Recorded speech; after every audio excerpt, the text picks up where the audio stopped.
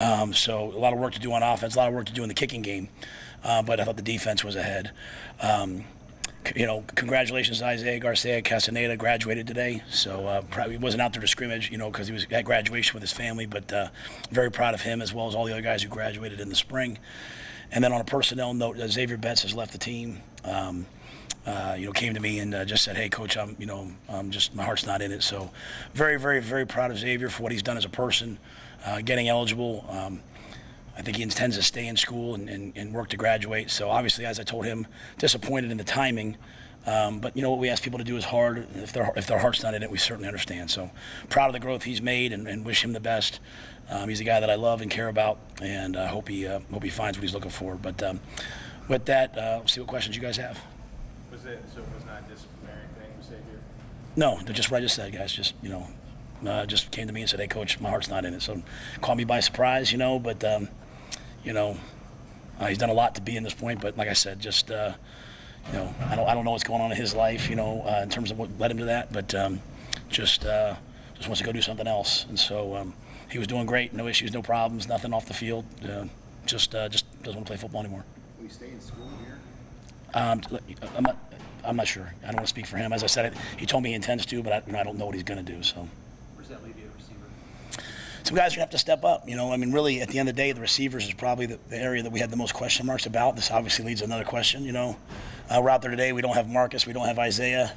So it's a chance for some of the young guys, right? And, talent-wise, I'd say Jaden Doss, Josh Fleeks, and Malachi are all able to play. It takes a lot to be able to play as a freshman, and they have to make a decision. They're going to put the time in to really learn. So we have guys who can make plays. A lot of guys, we have enough guys to win with, but someone's going to have to step up from that young group to help us out. What are the challenges that young guys kind of need to figure out, get acclimated to be able to contribute? It's just learning, knowing what to do, and then confidence. It's just confidence, right? Billy Kemp is one of the most confident players I've ever been around. But he's, because he's kind of wired that way, and he's got pelts on the wall. He's made a lot of plays. So I think those young players are really, really talented, fast, explosive. It's going to take them some time. No one's faster than Bryce Turner. Jeremiah was back out there today. He's been injured. So we have guys. We have guys to play, and that can play. Just they're going to have to. They're going to have to just make sure that they play with confidence. That's why we practice the way we do. Is Marcus just around the corner from you and Dad? Yeah, I was hoping to be able to do something today, probably early next week. All signs point to him being healthy for a long run. You mentioned Isaiah's personal achievement today with the graduation. How's he been doing as far as fitting into that equation at receiver? Oh yeah, I mean he's a dependable guy who can make plays for us. He's a guy that we're counting on. He's one of those guys to me that when you're drawing up plays, you draw up plays for him. He can go make this play, go make that play. So I think he's a playmaker for us. I think you saw that early in the year last year. So he's someone we'll be counting on. Can Thomas Fedoni play some receiver too, or is he mainly strictly tight end? I think he's a tight end. Yeah, I think he's a tight end. He probably could, but we haven't done any of that yet. Janirin's a guy that kind of a hybrid fullback, tight end, receiver. So we have the guys to do it. We have Emmett Johnson's one of the bright spots at camp to me, really standing out. So I think Emmett can go out there and play. We don't have a shortage of players. We just need guys they're just young and they're going to have to go play. Since he got back. Yeah, Fleeks is working. I mean, he's competing. He just has to get in the flow. He's a guy we're counting on. So I think you look at the older guys, like you have Josh, you have Billy, you have Isaiah, you have Marcus. Those are four really good players. Alex Bullock's had a great camp. Ty Hans had a really good camp. We have a lot of guys that we count on. There's no sense of concern for me at all. I think the future of our receiving corps is pretty elite. It's just those young guys. It's really hard to play as a freshman. Everyone wants to until it's on them. So they have some growth to make, but they'll help us. You said today was a day dominated by the defense. Was there any specific player or unit on the defensive end that you saw excel? No, I thought it was overall. The offense had a lot of procedural issues. The Big Ten officials there, play clock, a lot of trouble. Getting in and out of the huddle. A lot of procedural things, which hopefully will be a good wake up call for us to be better. Haven't really had that in the spring, and it was the first time we had it today. But I thought the defense, We got a lot of guys playing really well on defense right now. We're really deep on defense, right? We've got guys who played a lot of, like who's the third jack? I mean, I couldn't tell you. So, which bodes well for us because we're not going to be a defense that plays 11 guys. The goal is to play 17 to 25 guys, depending on who's above the line. So, we're going to try to throw waves at people. So, they're talented on defense and they're playing with some energy and aggressiveness, which I like.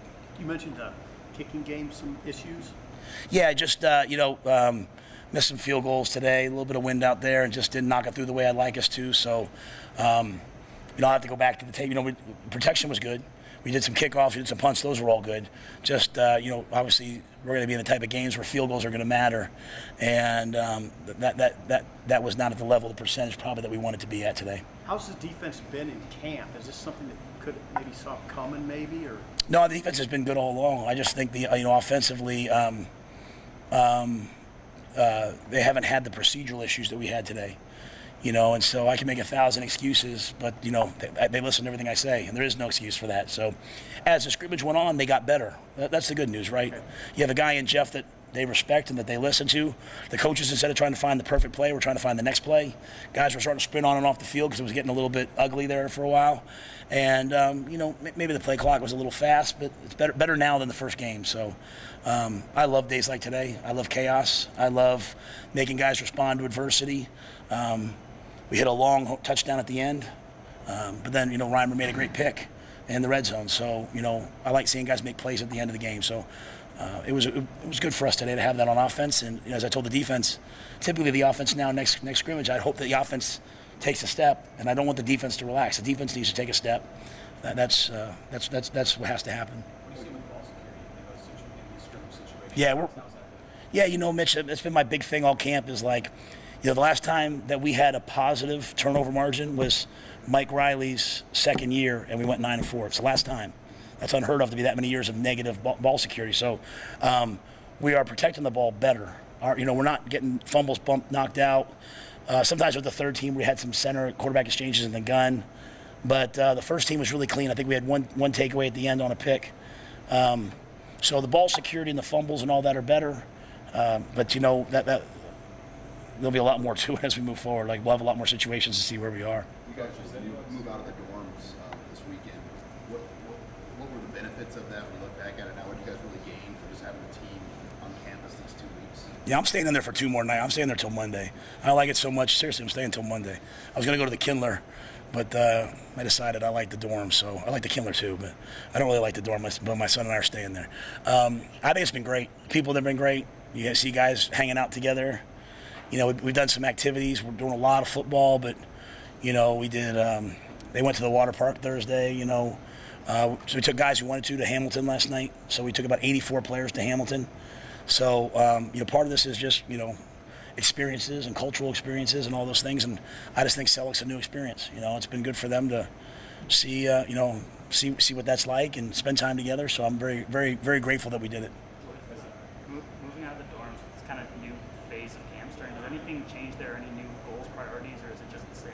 No, we literally just try to get 1% better every day. We just try to get a little bit better. So today was a test, right? And so we're looking for mastery. So it's not like you don't pass or fail the test. You just see what you need to work on, and then you go back to work on that. So, we see a lot of things that we have to improve. We go improve them.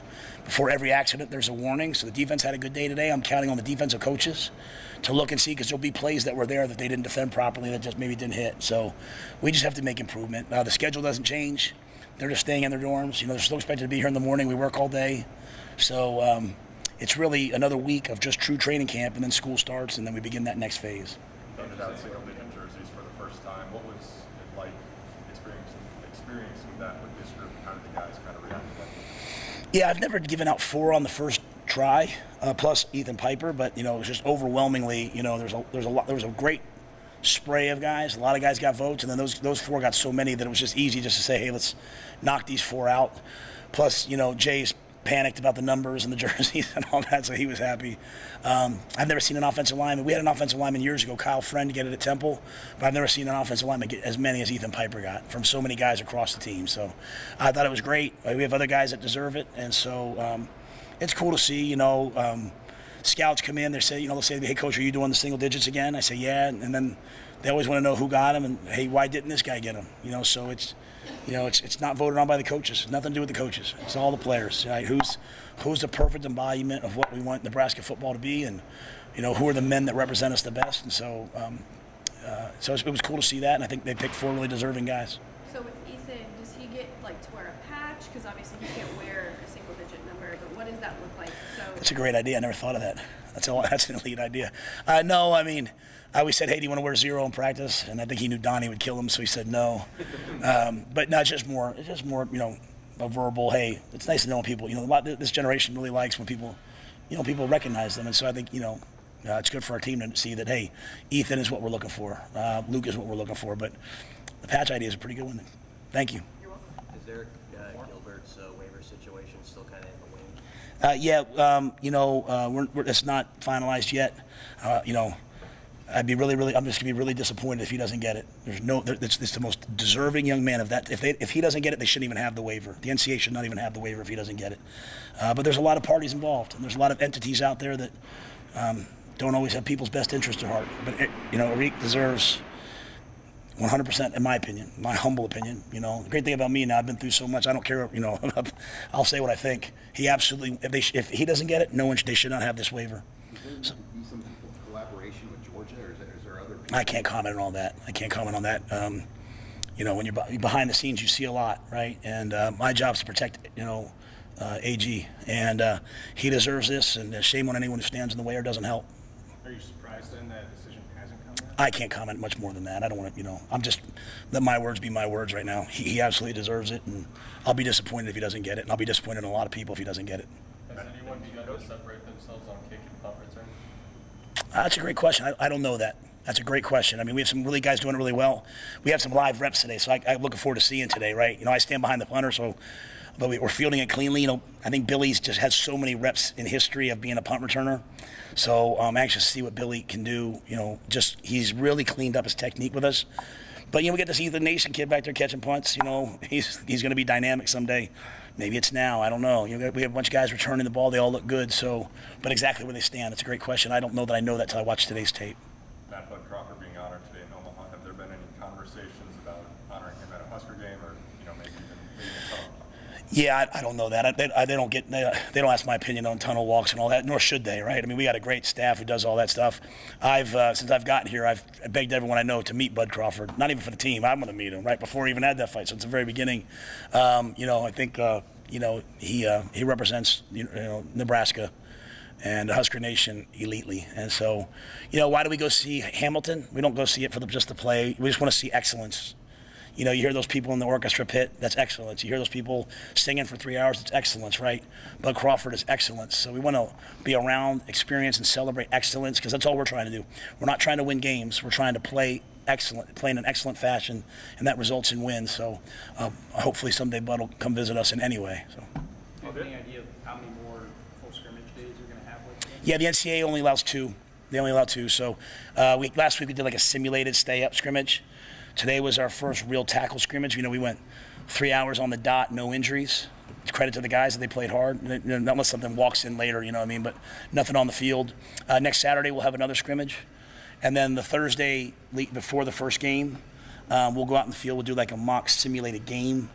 And then we can't use the field anymore because that Friday morning they'll start getting ready for Volleyball Day in America. So that'll kind of be our last time on the field.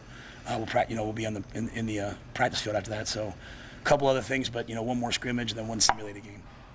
Anything else? Hey, thanks, guys.